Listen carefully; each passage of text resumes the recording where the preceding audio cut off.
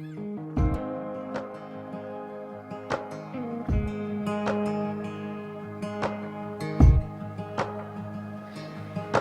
vous rappelez de ce que Eric nous avait dit il y a de ça 2 semaines, que nous avons commencé une série de prédications sur la base de quel épître? Timothée. Timothée. Oui. Les 2 lettres de Timothée. Exactement. Est-ce que vous savez pourquoi? C'est plus compliqué. Vous savez que nous transmettons tous quelque chose à quelqu'un. Qu'on le veuille ou qu'on ne le veuille pas. Donc il nous faut être intentionnel dans ce que l'on veut transmettre d'essentiel, de valeur. Dans les 2 épîtres de Paul à Timothée, puis il y a l'épître de Titre aussi, Paul est vers la fin de sa vie. Il est pris, il est en captivité, et il veut transmettre son testament spirituel à son fils spirituel. Il, entre autres, il le dit expressément, il a 2 fils spirituels. Vous les connaissez? Donc on vient d'en citer un. Timothée, et puis l'autre, la Tite. Et ouais, il leur transmet, si vous voulez, à la fin de sa vie, un héritage, son héritage spirituel. Il va leur transmettre ça.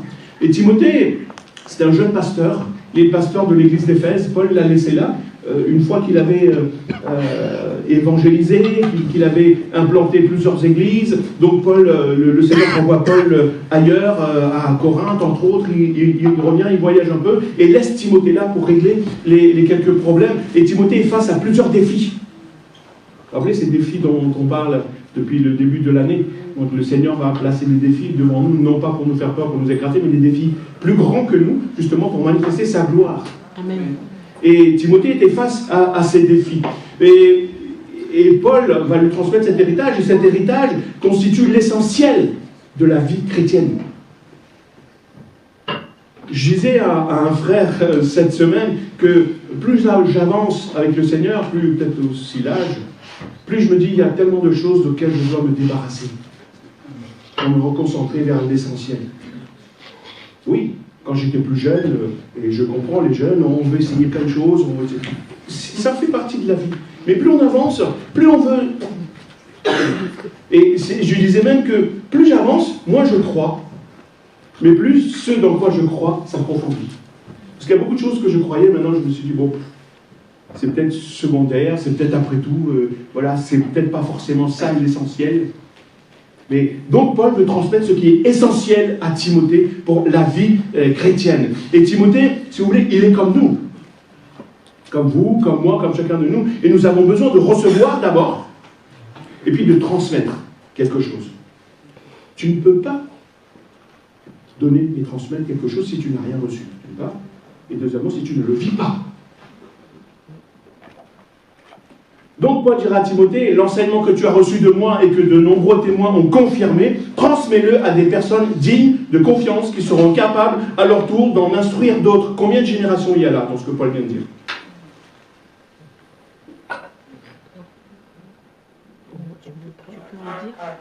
Combien? Il y en a 4. Il y a Paul, qui transmet à Timothée, il lui demande de le transmettre à des hommes qui soient capables à eux de le transmettre à d'autres. 4. Hey. Est-ce que nous avons cette perspective de transmettre pour que ça puisse être arrivé jusqu'à la 3e, allez voir la 3e génération même? C'est-à-dire, si nous transmettons l'essentiel, cet essentiel arrivera jusque-là. Ce qui n'est pas essentiel change au cours des générations. Vous savez, ça change. Hein. Fut un temps, si je parlais de Walkman, ça vous parle? Oui, bien sûr. Certains, ça parle. Aujourd'hui, c'est quoi? Qu'est-ce que c'est? C'est la culture générale. Hein? Si je vous parlais de la petite maison dans la prairie, ça vous parle? À certains.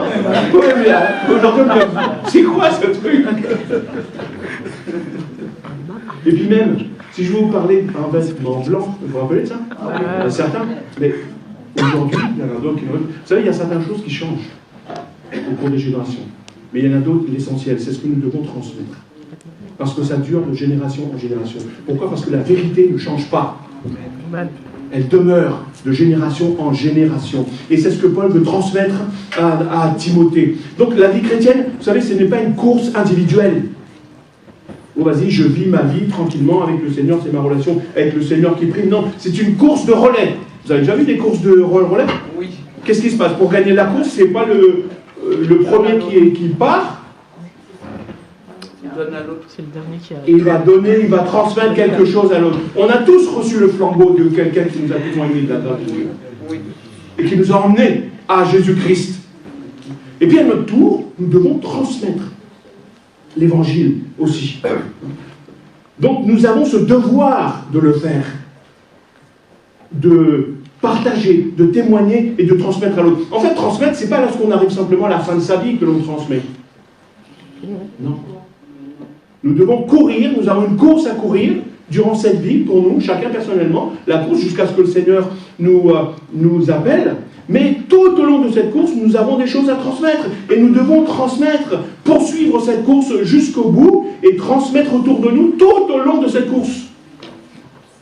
Et la seule chose, encore une fois, que l'on peut léguer sur cette terre et que l'on retrouvera dans le ciel, et c'est ça l'essentiel en fait, c'est finalement, c'est qu'est-ce que je vais retrouver dans le ciel, dans le royaume de Dieu. Jésus dit de semer. Et de semer pour des choses qui vont durer jusque dans l'éternité.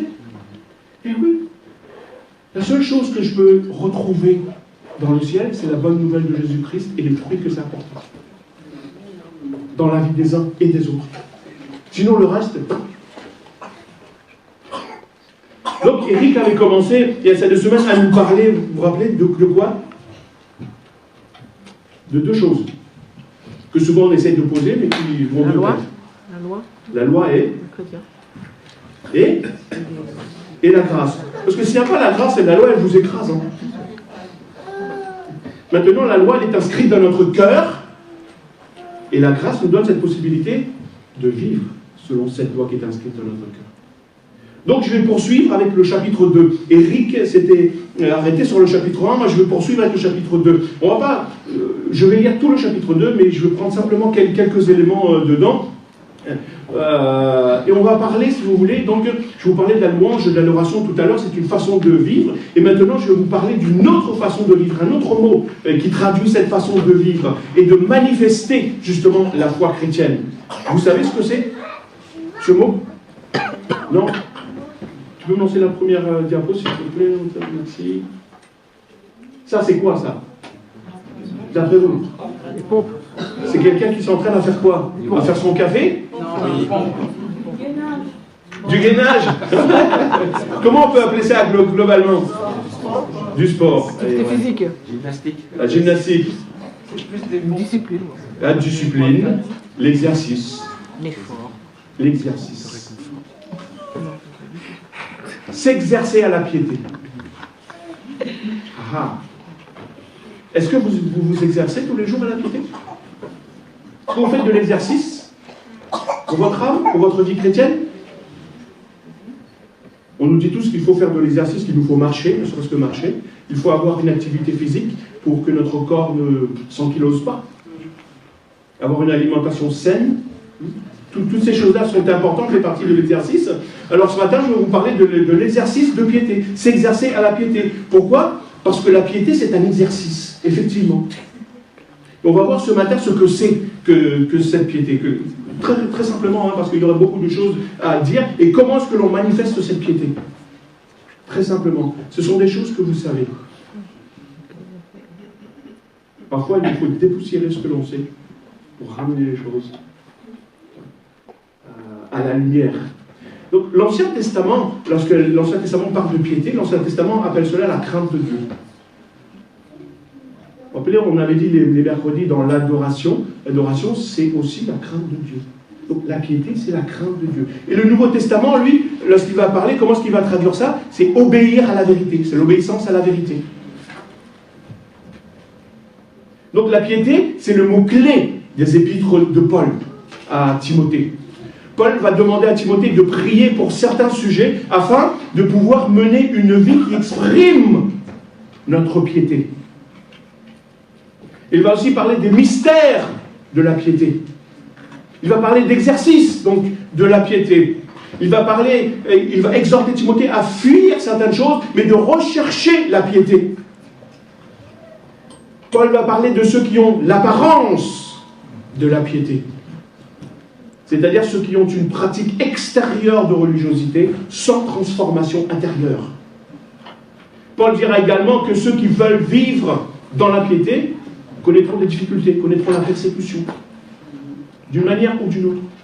Donc, si je vais résumer tout ça et le dire très simplement, la piété, c'est la conduite, c'est une conduite, un mode de vie qui honore Dieu et qui témoigne de lui qui le montre. On pourrait parler aussi, cela a été cité, de discipline spirituelle. La grâce dont nous avait parlé Eric la dernière fois, c'est ce qui nous permet justement de vivre une vie de piété qui honore Dieu. Une vie disciplinée selon la loi.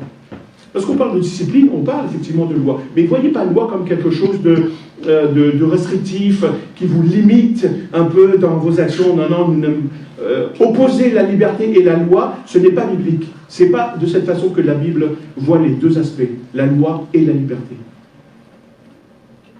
La liberté, c'est de pouvoir vivre selon la loi de Dieu. Parce que cette loi, elle nous protège. Encore une fois, vous savez tous, pour ceux qui conduisent, parfois dans des virages, vous avez des barrières. Vous savez, ça, c'est les limites qu'on nous a posées. Si un jour vous glissez ou dérapez dans votre virage et que vous cognez contre cette rambarde, est-ce que vous allez vous plaindre de cette limite qu'on vous a posée là? Ou est-ce que vous allez remercier ceux qui ont posé ça pour vous éviter de tomber? Mais quand on est jeune, très jeune, on ne comprend pas les limites.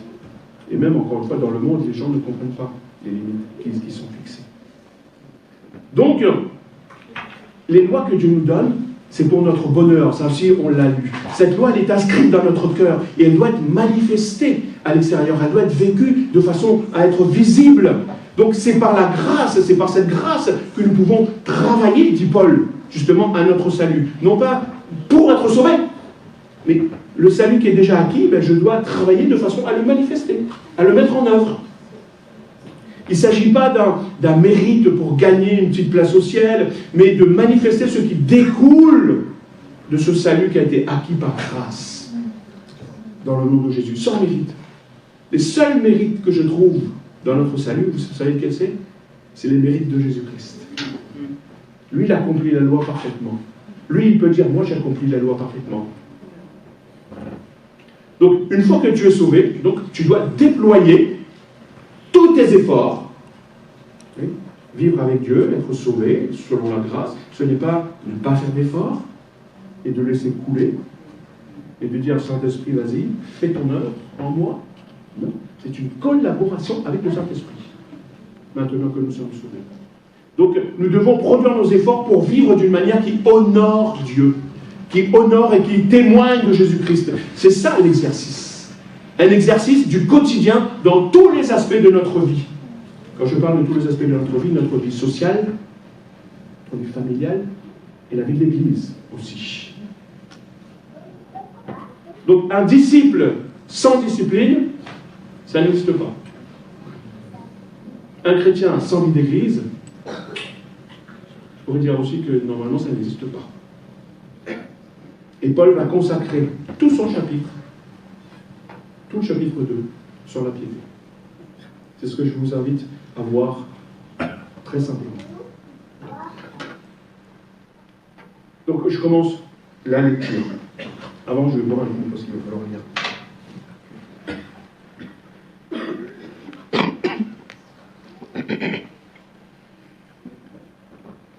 1 Timothée chapitre 2. Je recommande en tout premier lieu que l'on adresse à Dieu des demandes, des prières, des supplications et des remerciements pour tous les hommes.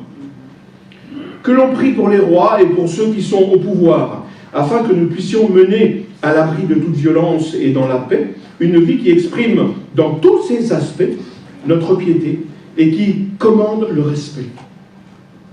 Voilà ce qui est bien devant Dieu, notre Sauveur, ce qu'il approuve. Car il veut que tous les hommes soient sauvés et parviennent à la connaissance de la vérité. En effet, il y a un seul Dieu, Et de même aussi, un seul médiateur entre Dieu et les hommes, un homme, Jésus-Christ. Il a offert sa vie en rançon pour tous. Je dois te retourner là. Longtemps. Donc Jésus-Christ, il a offert sa vie en rançon pour tous. Tel est le témoignage qui a été rendu au moment voulu. C'est pour publier ce témoignage que j'ai été institué prédicateur et apôtre. Je dis la vérité, je ne mens pas, pour enseigner aux non-juifs ce qui concerne la foi et la vérité.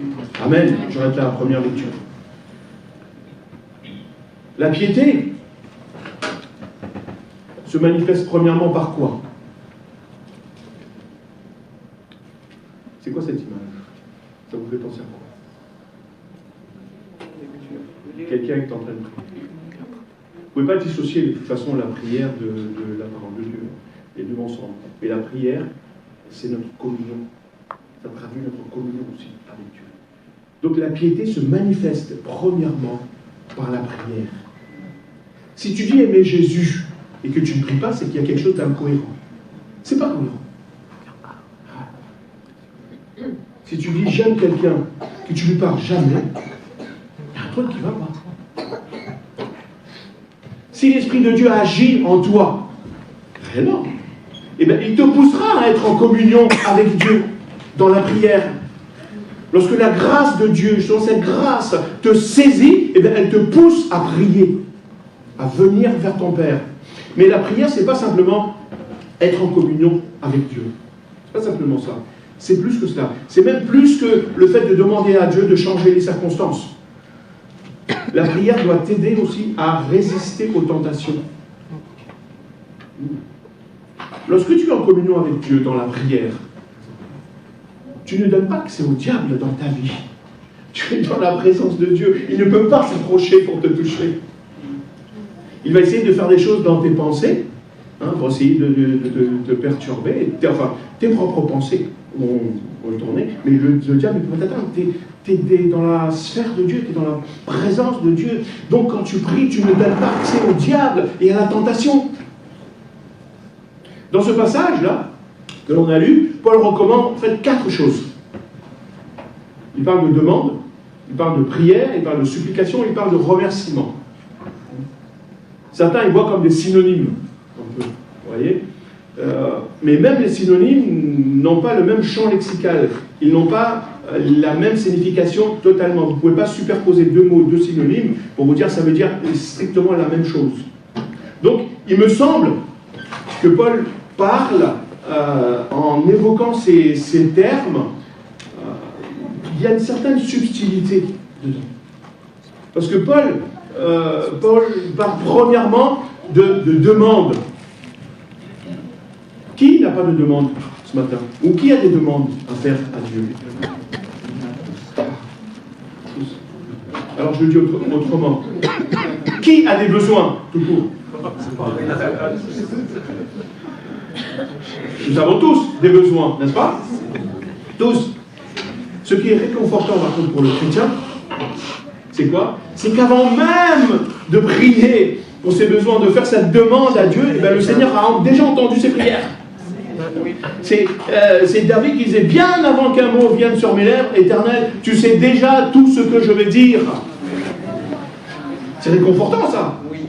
Est-ce que ça veut dire qu'il ne faut pas prier? Non. Paul explique aux Romains, dans sa lettre aux Romains, que lorsque nous ne savons pas comment prier, comment exprimer même les choses qui sont à l'intérieur, eh bien l'Esprit vient nous aider dans notre faiblesse. Il intercède pour nous par des soupirs inexprimables, c'est-à-dire par des soupirs que nous-mêmes nous n'arrivons pas à exprimer ni à comprendre. Et encore une fois, ce n'est pas suffisant. La prise de conscience d'un besoin doit devenir une prière. Maintenant que je prends conscience que j'ai une demande, donc que j'ai un besoin, maintenant je dois transformer ça en prière et l'emmener à Dieu. Qu'est-ce que Jésus a dit? Demandez et vous recevez. Ensuite, il y a les supplications. Les supplications, on peut aussi traduire par intercession. L'intercession, c'est justement de supplier avec instance jusqu'à obtenir l'exaucement. Et Jésus a dit concernant ça, frappez et Qui a déjà frappé à une porte? Est-ce que ça vous est déjà arrivé de frapper comme ça à la porte? Ben non, il faut frapper. Et vous attendez? Non? Ça vous est déjà arrivé? Ben, si ça vous arrive, ne vous étonnez pas qu'on ne vous ouvre pas. Maintenant, c'est la sonnette, effectivement, il y a une sonnette. Mais s'il n'y a pas de sonnette, généralement, vous faites ça. Plusieurs fois, vous insistez. Et si même au bout d'un certain temps, personne ne répond, qu'est-ce que vous faites? Vous commencez jusqu'à ce qu'on vous ouvre. Frappez et on vous ouvrira. C'est cette supplication-là, quand vous priez. Il y a des prières qu'il ne faut pas faire simplement une fois. Il faut insister, cette demande-là, jusqu'à ce que l'exaucement, Dieu réponde et Dieu exauce. Mais Dieu peut répondre oui, non, attends, mais Dieu va répondre. Il peut dire pas maintenant. Jésus et Paul, justement, nous enseignent que la prière, ce n'est pas quelque chose que tu fais qu'une fois pour toutes. Ce n'est pas un manque de foi que de supplier et d'insister auprès de Dieu. Il y a plein de paraboles et d'histoires que Jésus nous raconte à ce propos. Un ami qui vient voir son autre ami parce qu'un autre ami était venu chez lui, qui n'avait pas de quoi manger. Une pauvre veuve qui vient insister auprès d'un juge. Tout ça, c'est sur la prière. Ah. Comment? Si, oui, non, c'est ça. Donc, ce n'est pas un manque de foi. Donc, tu dois persévérer jusqu'à ce que Dieu réponde ou t'exauce. Donc, si Dieu exauce, dis-toi bien que ce n'est pas parce que Dieu t'a impressionné par ton assistance. Ce n'est pas cela. Non, ou même par ta persévérance, tu as persévéré, super, je te donne ça. Non. Mais c'est parce que Dieu veut faire une œuvre à l'intérieur de toi, dans ta vie. C'est pour ça que certaines choses, il ne te donne pas tout de suite. Il attend que tu persévères, pour que tu apprennes quelque chose dans la prière, pour qu'il y ait une transformation à l'intérieur de toi, pour que tu grandisses dans ta communion avec lui. Donc, Paul va enseigner à Timothée de transformer ses besoins en prière, et de transformer ses prières en intercession, et de transformer donc son intercession en reconnaissance. Savoir dire merci. Parce que Dieu est fidèle et il exauce les prières. Et lorsqu'on a la foi, bien des fois, on dit merci avant même d'avoir reçu la chose parce qu'on est sûr que Dieu va nous répondre. C'est ce qu'on fait aussi, c'est ce qu'on pratique. Lorsqu'on demande à quelqu'un un service, la personne te dit « Ok, je viendrai pour ce service la semaine prochaine », tu lui dis « Merci ». Et lorsqu'il te rend le service, tu lui dis encore une fois 10 fois « Merci ». Donc, Dieu répond.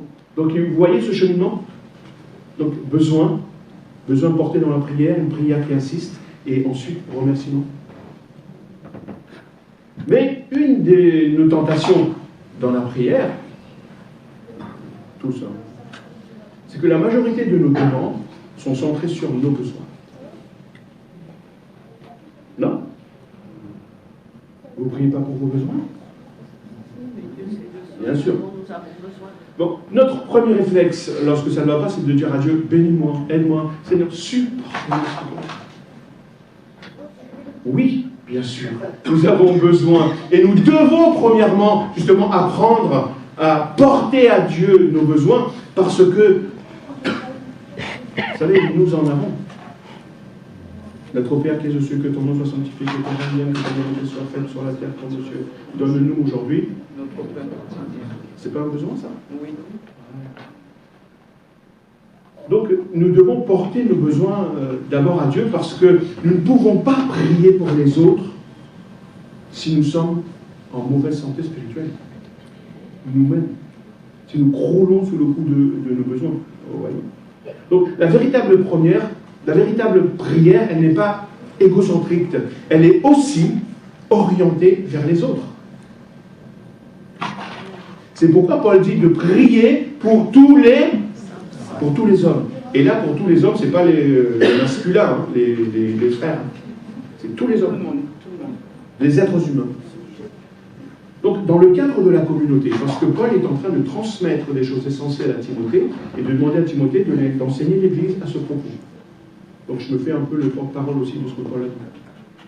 Donc dans le cadre de la communauté, dans le cadre de l'Église, Paul insiste sur le fait de prier, mais pas exclusivement pour soi, être centré sur soi. Regardez les prières dont Paul a dit. Il a dit prier pour tous les hommes, prier pour les rois, etc., etc., etc. Donc il va demander de prier pour les autres. Et parce que c'est aussi comme ça que ça fonctionne dans le corps de Christ. Supportez-vous les uns les autres, priez les uns les autres, etc., les uns les autres, vous avez plein de les uns les autres. Et même Jésus, lorsqu'il est en train de mourir et d'agoniser sur la croix, à qui il va penser? À ses bourreaux. Il va prier pour eux. Il ne va pas dire, Seigneur, donne-moi la force de pouvoir supporter. Ta prière, c'est, Seigneur, pardonne-leur. Ils ne se rendent même pas compte de ce qu'ils sont en train de faire. Dans la Bible, vous savez, on trouve des collecteurs d'impôts, hein, dans le Nouveau Testament, dans les évangiles particulièrement. Et dans le monde chrétien, on trouve parfois les collecteurs de prière. Vous avez déjà rencontré les collecteurs de prière? En fait, ce sont des gens que, dès qu'ils vous rencontrent, la première chose qu'ils vous demandent, est-ce que tu peux prier pour moi? Ils vont voir 10 personnes, ils vont voir 10 personnes, est-ce que tu peux prier pour moi? Est-ce que tu peux prier pour moi? Et des fois, en rencontrant ces personnes, ils te culpabilisent presque, quoi, de peut-être de ne pas avoir prié pour eux, et même, ils ne savent même pas si tu as prié pour eux ou pas, et ils te disent, ouais, il faut que tu pries pour moi, il faut que tu... Ok, d'accord. Donc, lorsque nous prions donc, à l'Église, pour être aussi efficaces dans nos prières, nous ne devons pas simplement apporter nos besoins personnels. Ça ne veut pas dire que mon besoin, je n'ai pas à le porter, mais c'est quelqu'un d'autre qui doit le porter aussi. Nous devons aussi et surtout apporter les besoins des autres. Voilà les uns les autres. Donc supportez-vous les uns les autres. Ce n'est pas simplement quand quelqu'un vous agace.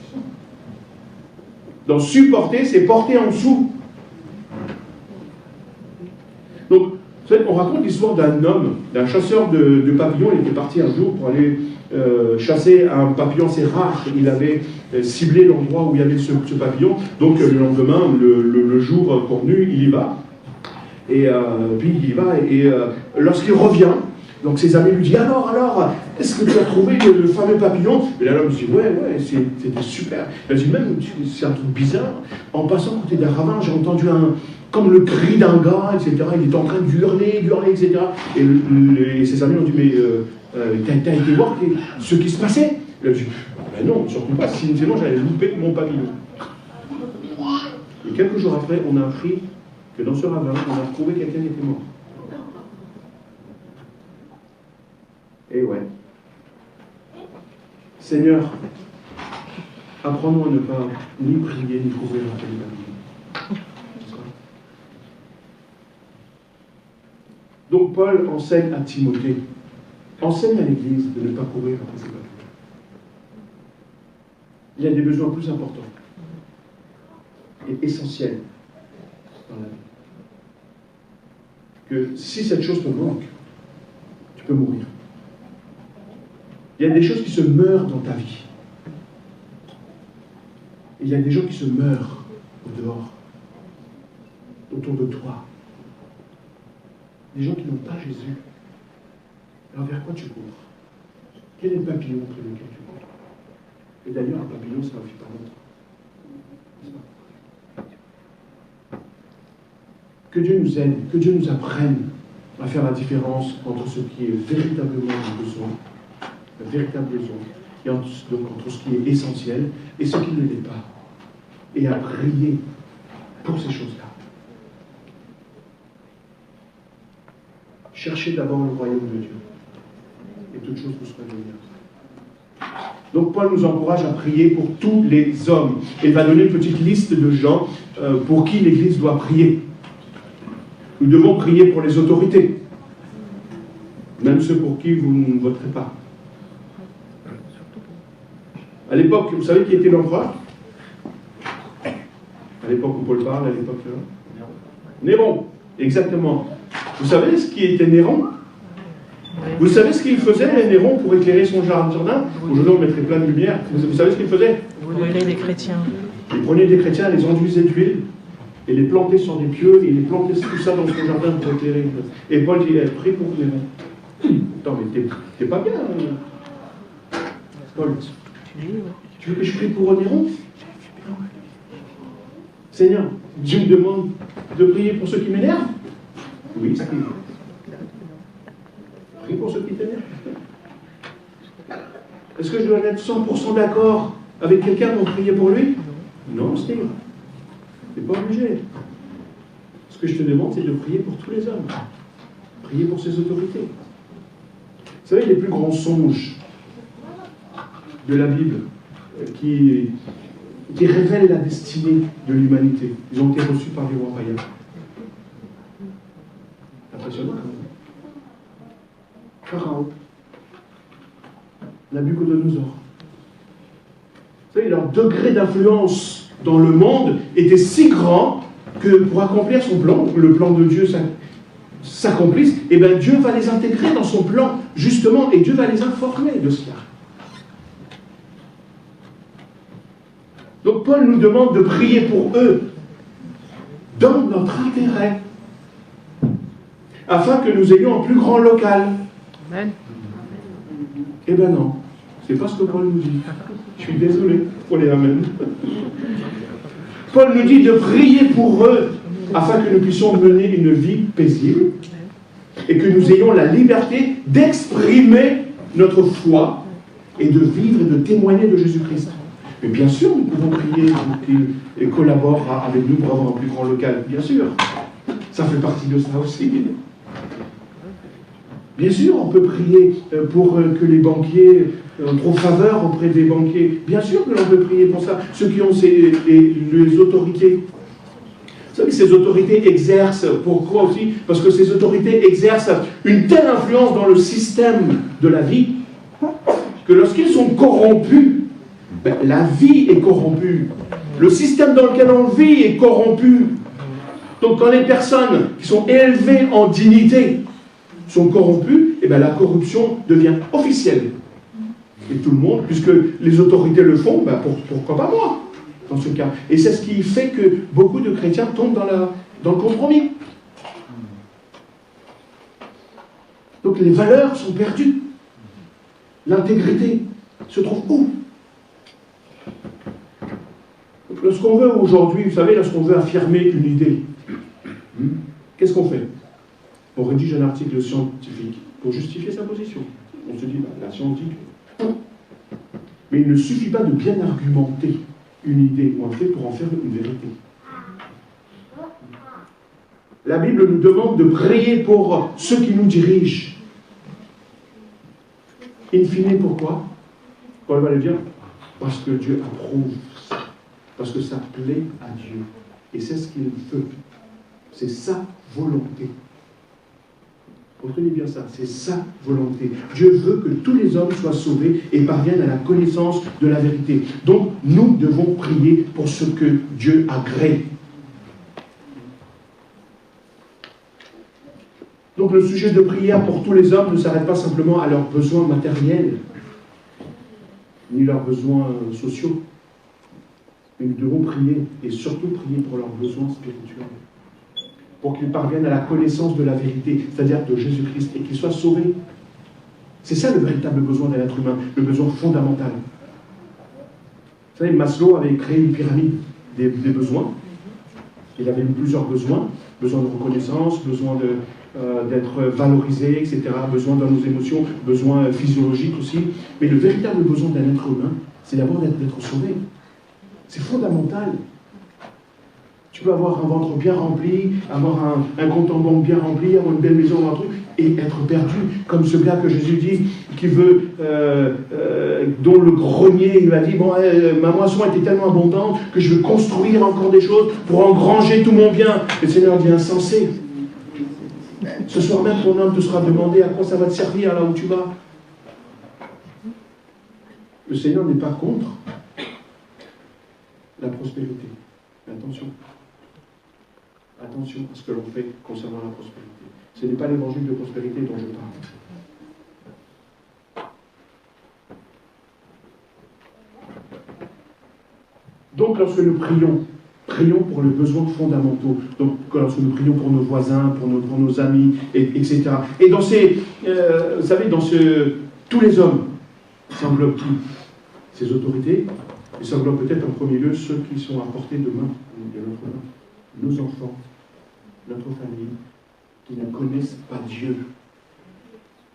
Vous savez, l'évangélisation du monde et les prières des chrétiens et la transformation des vies sont liées fortement à la prière des chrétiens. Il y a certaines choses que Dieu ne fera pas tant que vous n'aurez pas prié. Il attend justement que vous priez. Certaines choses qu'il le fera sans que vous ayez demandé. Il y a beaucoup de choses que Dieu nous dit, eh bien, je l'accomplirai, parce que Dieu se sert de nous pour l'exaucement de nos prières.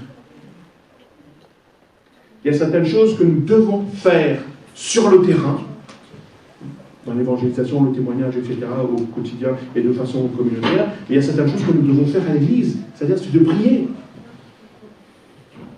Quand Paul dit pour tous les hommes, donc encore une fois, cela inclut tout le monde, nos enfants, nos familles, etc., etc. Vous savez, quand nos enfants sont en mode avion, vous connaissez le mode avion?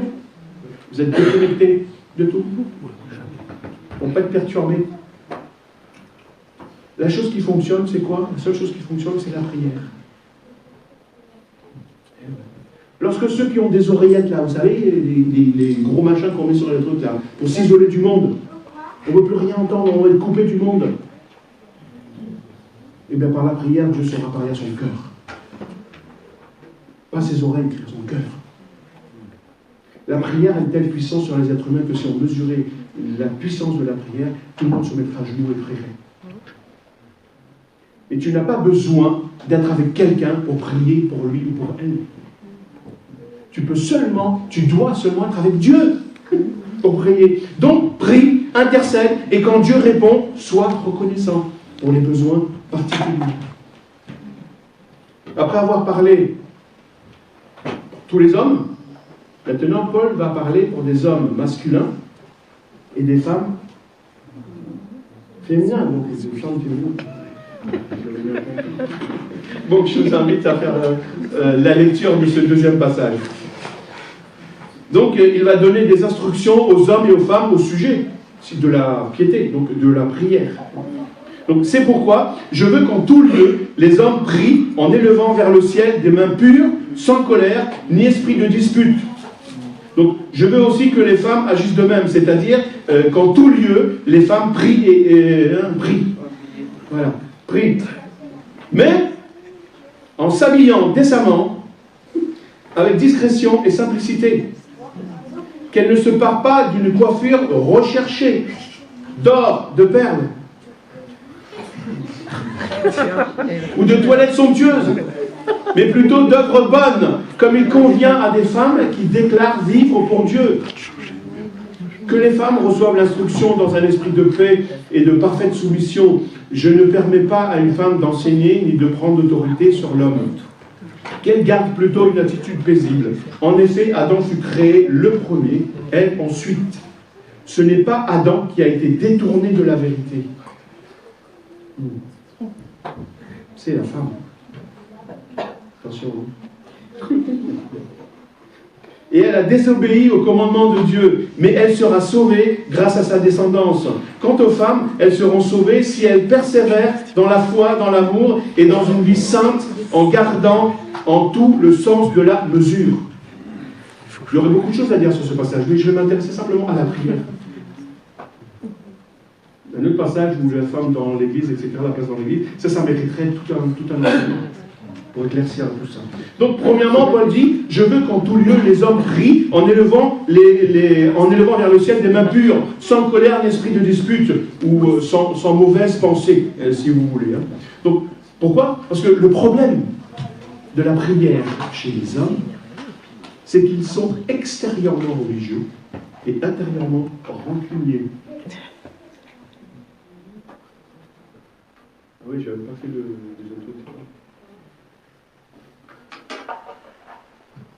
Donc, lever les mains, c'est le signe extérieur de la prière. Et la pureté ne signifie pas de s'être lavé les mains avec un bon savon avant, d'avoir les mains propres, mais d'avoir des intentions pures. Donc, deuxièmement, s'exercer à la prière, c'est la prière, la piété est une attitude de cœur. Le geste extérieur de lever les mains doit correspondre à la sincérité et à l'honnêteté qui vient du cœur. Quand les mains sont levées, c'est sans colère ni mauvaise pensée. Parce que tu peux être extérieurement, tu peux prier extérieurement, alors que ton cœur n'y est pas du tout. La colère et le ressentiment viennent polluer tes prières. Frère, je m'adresse strictement à toi. Les sœurs, rassurez-vous, ça va bien. Donc, les hommes ont tellement tendance, c'est ce que Paul fait. Paul s'adresse à des hommes de façon spécifique et à des femmes de façon spécifique. Pourquoi? Parce qu'il va parler des besoins qui nous sont propres. Il y a des faiblesses qui sont propres aux hommes et des faiblesses qui sont propres aux femmes. Il y a des choses à changer qui sont spécifiques chez les hommes et des choses qui sont spécifiques aux femmes. Dieu nous a créés avec ça, avec cette diversité. Donc les hommes ont tellement tendance à être dans le faire, vous savez, dans le faire, dans la performance, que la prière devient justement une prestation, une performance. Donc Dieu dit, ce n'est pas comme ça que ça fonctionne à toi. Ça ne fonctionne pas comme ça. Quand tu lèves les mains, frère, assure-toi que ton cœur est synchronisé avec tes mains, avec les mains que tu lèves. Assure-toi que ce sont des bonnes intentions que tu as dans le cœur avant de lever les mains. Quand on s'approche de Dieu, il n'est plus question de performance. Pas du tout. Mais de sincérité de cœur. Voilà pourquoi Dieu dit, je cherche un homme selon mon cœur. Vous savez, certains paient parfois cher pour que quelqu'un d'autre les écoute.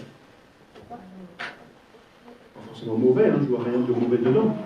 Mais dites-vous que lorsque vous êtes dans la présence de Dieu, lorsque je suis dans la présence de mon Dieu, non seulement c'est gratuit, mais là je sais qu'il m'écoute et qu'il me comprend et qu'il va me répondre de façon juste. Paul s'adresse ensuite aux femmes.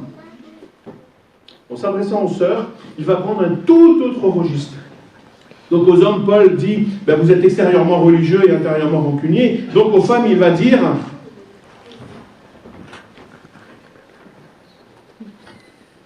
vous attendez ce que je vais dire? Oui. Qu'est-ce qu'il va bien nous dire? Donc, pour ça, je vois qu'il y a un bon arrêt. Je vous vois bien en train de me dire, qu'est-ce qu'il va dire? Qu'est-ce qu'il va dire?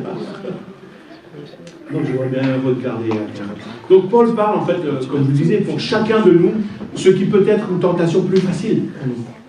Pour les hommes, c'est une tentation, comme je l'ai dit, extérieur religieux, intérieur rancunier. Donc, si l'homme peut avoir une procédure extérieure et être mort à l'intérieur, la femme, elle, joue sur l'apparence, sur l'extérieur.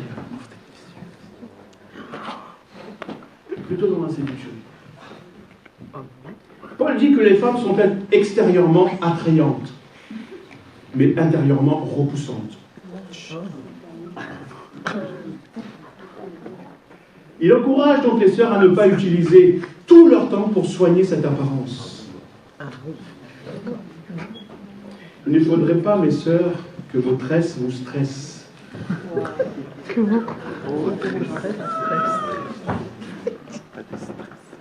Quelquefois, ça va tellement loin dans les détails. Votre valeur ne se trouve pas là, Paul explique aux sœurs que leur valeur ne se trouve pas dans l'extérieur. Paul n'interdit pas, ni la Bible non plus, n'interdit pas aux femmes de mettre en valeur leur féminité. Ça ne veut pas dire qu'il ne faut pas soigner sa tenue vestimentaire, qu'il ne faut pas se coiffer. Voilà, si imaginez que vous venez au culte, messieurs, on se trouve dans tous les sens. Je vais dire, oh là là, il y a un truc qui ne s'est pas bien passé ce matin. Non, au contraire. La Bible demande aux sœurs et aux femmes de valoriser, de mettre en avant leur féminité. Non pas pour attirer les regards sur elles. Voilà le problème. À la place, Paul ne propose pas quelque chose d'autre extérieurement, mais il va leur proposer quelque chose d'intérieur. Pourquoi? Parce que son but, c'est de vous faire réaliser que votre qualité ne se trouve pas dans l'apparence. S'il y a bien une chose qui ne vous aide pas, ça je sais, mes sœurs, dans ce domaine, c'est bien les miroirs. Mais Paul explique qu'à cause d'un détail, là pour les femmes, à cause d'un détail extérieur, comme la façon de s'habiller, la façon de se coiffer, la façon de se montrer, les femmes peuvent affecter leur relation avec Dieu et aussi leur service dans l'Église. La tenue extérieure doit être décente, dit Paul, discrète, simple. Si une chose doit paraître lorsqu'on vous regarde, et Paul va dire, c'est quoi? Ce sont vos œuvres bonnes, les œuvres bonnes que vous pratiquez. Ces œuvres bonnes ne sont pas pour un moment, ce n'est pas quelque chose de ponctuel comme lorsque se coiffer, je me coiffe pour un moment donné. Non, ces œuvres bonnes sont l'affaire de toute une vie. En fait, c'est une façon de vivre. Autrement dit, sœurs, lorsque vous venez à l'église, ou lorsque vous priez, votre vie d'avant compte. Ce que vous avez fait avant compte. Pour ce que vous allez dire dans la prière. La façon de traiter les autres compte dans la prière que vous allez faire monter à Dieu. Les œuvres que vous posez, voilà, c'est ça, les œuvres bonnes. Ces œuvres que vous posez vis-à-vis des autres comptent avant que vous puissiez dire un mot dans la prière. Ce ne sont pas votre habillement ou votre coiffure qui compte, mais les œuvres bonnes, c'est-à-dire votre capacité à être spirituellement utile aux autres pour leur développement. Pour servir Dieu, le point de départ de la prière, ce sont les œuvres bonnes. Amen. Ça ne veut pas dire que la semaine prochaine, vous devez venir habiller n'importe comment, mais c'est vraiment... Non, le pasteur, il a dit que c'était les œuvres bonnes qui comptaient, alors de toute façon... Je sais qu'il fut un certain temps, c'est quelques années en arrière, c'était plutôt dans le sud de la France, l'été. Donc il y avait le culte le matin et l'après-midi, il y avait les réunions d'évangélisation. Et entre les deux, comme la plage n'était pas trop loin, certains allaient pique-niquer sur la plage, donc en bikini. Et lorsqu'ils voyaient l'heure, pas le temps de se changer, et on allait en tenue à l'église. Je veux dire, ça fait en paréo, voilà, etc., etc. Ça choque. En fait, votre habillement aussi peut choquer, peut détourner.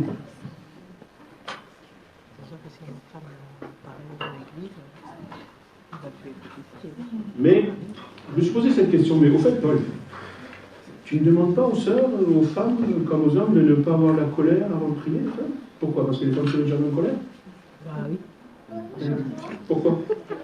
Eh bien non, Paul il ne dit pas pourquoi, parce que les femmes sont naturellement plus sensibles que les hommes. Ouais. Elles sont plus sensibles que les hommes. C'est une des raisons pour lesquelles, dans la tradition juive, vous avez les femmes d'un côté et les hommes de l'autre côté dans les synagogues. Une des raisons, hein, c'est pas tout. Parce que les femmes sont directement connectées avec Dieu, sont plus sensibles à la présence de Dieu. Alors que les hommes, ils ont besoin de faire certaines choses extérieurement, de rationner, et il ne faut pas qu'ils soient perturbés par les femmes. Donc, ils doivent se concentrer au maximum, etc.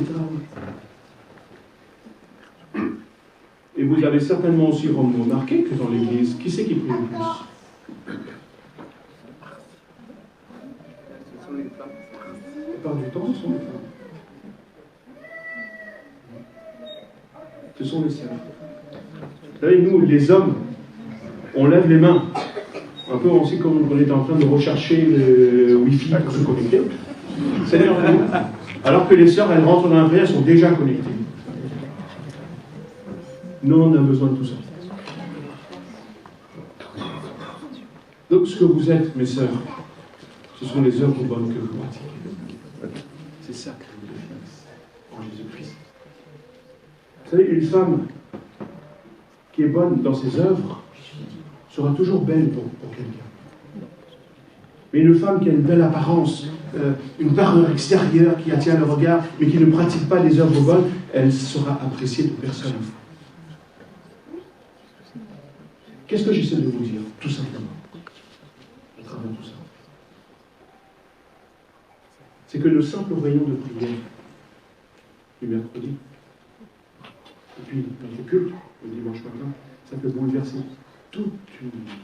Ça peut bouleverser toute votre vie. Ça peut bouleverser la vie de tellement de personnes dont vous n'imaginez pas la portée d'encore demander quelque chose dans ce que vous pratiquez.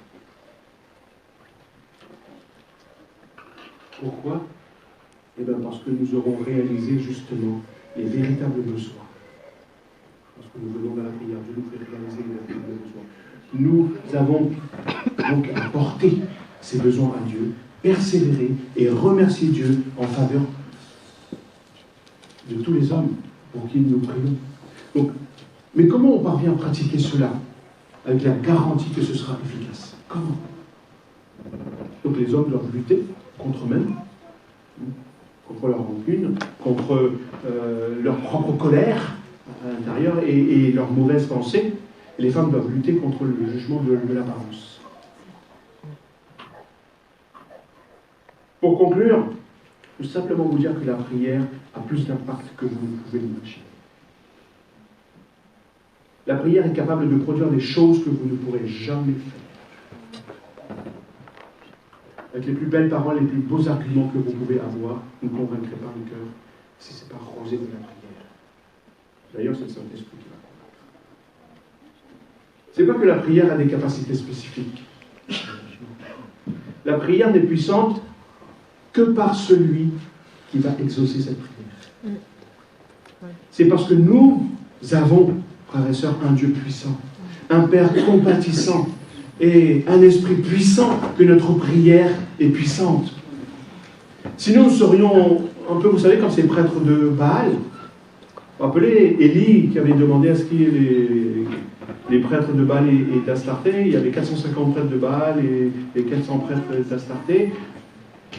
Ils se sont mis à crier auprès de leurs idoles, de leur dieu Baal, et ils ont passé toute une matinée à crier, puis le matin, et se sont même scarifiés, etc., sans que leur idole ne réponde. La puissance de la prière se trouve dans le degré d'autorité de la personne à qui on s'adresse. Et c'est celui qui va exaucer notre prière, c'est-à-dire notre Père céleste. Jésus nous dit que lorsque tu pries, pense à ça. Père, notre Père. Et le notre Père. Jésus ne va pas dire votre Père, dites mon Père. Cette prière que Jésus adresse ici, c'est une prière communautaire. Notre Père. C'est la seule fois, je crois, la 2 fois où Jésus va parler de notre Père. Sinon, Jésus ne parlera pas de notre Père. Jésus va dire mon Père et votre Père. Il fait une distinction. La notion de filialité n'est pas la même. Parfois, nous croyons que Dieu ne nous a pas répondu aussi lorsque l'on prie. Pourquoi? Parce que nous passons plus de temps, si vous voulez, à formuler, essayer de savoir comment ce que l'on va dire, traduire notre demande, plutôt qu'à identifier nos véritables besoins, les véritables besoins. Un exemple, lorsque l'aveugle de Jéricho, j'en ai parlé mercredi, lorsque l'aveugle de Jéricho, en tant que Jésus passe, il va crier « Jésus, fils de David !» Quoi? « Aie pitié de moi !» Ça, c'est une demande, hein, c'est une prière. Mais qu'est-ce que Jésus lui demande premièrement? Eh bien, d'identifier son besoin. Qu'est-ce que tu veux que je fasse pour toi? Mais ça ne se voit pas, Seigneur. C'est qui est aveugle ici? C'est toi ou c'est moi?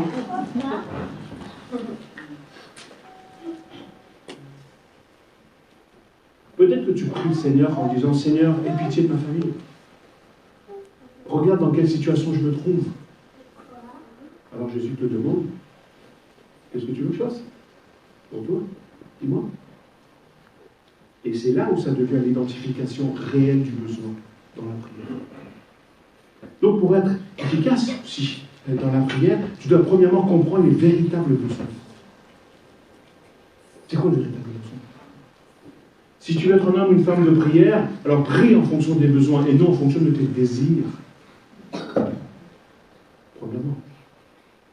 Donc quel est ton véritable besoin? Est-ce que tu le connais? Jésus dit, avant que vous puissiez formuler votre demande, le Père connaît ce besoin. Quand tu veux prier, donc la première chose à faire, c'est de savoir pourquoi tu veux prier. Pourquoi en un mot et pourquoi en 2 mots? La raison et le but et l'objectif de ta prière. Donc le Saint-Esprit est là pour t'éclairer. Oui. Ton véritable besoin, c'est quoi? pour discerner ton véritable besoin. Je vais vous donner quelques éléments, très rapidement. Ton véritable besoin, c'est ce que Dieu a prévu pour toi. Et oui. Ton véritable besoin dans la prière, c'est une chose qui est dans le plan de Dieu pour l'utilité de ta vie. Pas autre chose. Dieu l'a prévu, pourquoi? Parce que c'est utile pour toi. Parce que Dieu ne voudra jamais quelque chose pour toi dont tu n'as pas besoin, qui ne t'est pas utile. Ce qui réjouit donc le cœur de Dieu, c'est lorsque tu arrives à découvrir ce qu'il a prévu et dont tu as besoin. Quand tu veux que tes enfants aillent à l'école, et que tu les pousses à aller à l'école, est-ce que c'est ta volonté ou est-ce que c'est leur besoin? Question. Alors? C'est leur besoin, mais ils ne le réalisent pas encore. Que si ton enfant ne va pas à l'école, il aura des difficultés dans la vie. Il aura plus de difficultés. Tu sais qu'il a besoin d'apprendre, mais lui, il ne mesure pas la portée de ce que tu es en train de lui dire, ni la portée de cet apprentissage. Donc quand tu le pousses à aller à l'école et à étudier, qu'est-ce qu'il va penser? Qu'il est en train de faire ta volonté. Et ouais. Donc ce que nous appelons la volonté de Dieu, c'est notre besoin que nous n'avons pas encore découvert. La prière devient puissante justement quand l'Esprit a façonné ta mentalité. Quand la parole de Dieu a transformé ton état de cœur au point que ce que Dieu veut pour toi, eh bien, tu réalises que c'est ce dont tu as besoin. Et la prière ne ratera pas dans ce cas-là. Pourquoi? Parce que tu fais la volonté de Dieu. Tu pries selon la volonté de Dieu. Et elle va exaucer. Donc la volonté de Dieu, c'est la chose dont tu as réellement besoin. Tu vas me dire, oui, mais la volonté, elle est vaste. Vous savez que Dieu n'a pas exprimé sa volonté pour lui. Il a connu sa volonté, lui. Pourquoi est-ce que Dieu exprime sa volonté? Pourquoi? C'est pour toi, c'est pour moi, c'est pour nous. La volonté de Dieu, c'est le véritable besoin de nos vies. Et c'est anticipé par quelqu'un d'éternel et de plus mature que toi, et quelqu'un qui t'aime plus que qui que ce soit pour arriver. Dieu sait de quoi il t'a fait et dont tu as besoin. La volonté de Dieu correspond aux besoins spirituels avec lesquels ton Créateur, c'est-à-dire Dieu lui-même, il t'a créé, il a mis ses besoins en toi, donc il les connaît. Ses besoins d'être en communion avec lui et d'être heureux, de vivre heureux. Donc je vous invite à prier une seule chose. Je vais demander au groupe de louanges de venir. On va peut-être prendre quelques minutes pour en prier. Simplement dans ton cœur, tu peux t'exprimer à haute voix aussi, courtement, de dire Seigneur, je veux comprendre mes véritables besoins. Peut-être je me trompe jusqu'à présent, je voulais quelque chose, je désirais quelque chose, je courais peut-être après quelque chose, je te priais avec insistance et ça ne venait pas. Peut-être maintenant je comprends que c'est peut-être pas ça dont j'avais besoin. Enseigne-moi mes véritables besoins. Enseigne-moi ce que tu as prévu pour moi. Enseigne-moi ta volonté pour moi. Envoie-moi peut-être des gens pour m'aider à comprendre mes réels besoins, des frères et sœurs. Parce que je ne veux pas passer mon temps, c'est pour ça que je vous parlais de l'essentiel, je ne veux plus passer mon temps à prier Dieu pour avoir des bonbons et du chocolat. Pour satisfaire simplement mes envies. Je ne veux plus de ça. Et nous devons grandir aussi dans l'Église, dans ce domaine. Des choses qui ne rassasient pas l'âme, des choses qui ne sont pas utiles, qui vont peut-être nous faire du bien sur un moment donné, là, mais pouf, après demain, il faudra qu'on revienne. Seigneur, aide-nous à faire la différence entre ce que moi je désire et ce que toi tu veux pour moi. Et puis, Dieu nous l'a encore dit mercredi, Dieu conduit l'Église dans une saison, dans une nouvelle saison, une saison de moisson et de récolte. Donc prions, parce que moi j'entends moisson et récolte. Il y a une parole qui fait écho dans mes oreilles. La moisson est grande et il y a peu de prières. Donc prions, puisque Dieu prévoit cela pour nous. C'est comme ces défis, il y aura des défis. On l'avait dit début janvier. Mais des défis qui nous dépassent.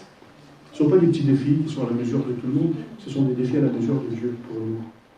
Et si Dieu nous envoie ces défis, nous devons prier. Donc il y a la moisson qui est là, il y a la récolte qui vient. Prions pour que Dieu nous éclaire, chacun de façon personnelle et en tant qu'Église, sur les besoins de cette moisson. Les ouvriers. Et quelle est ma place? Prie pour savoir quelle est ta place dans cette moisson, dans cette récolte. Qu'est-ce que Dieu t'appelle à faire, toi? Quelle est la volonté de Dieu pour toi? Et c'est ça dont tu as besoin. Les mêmes prières pour l'Église. Je vous invite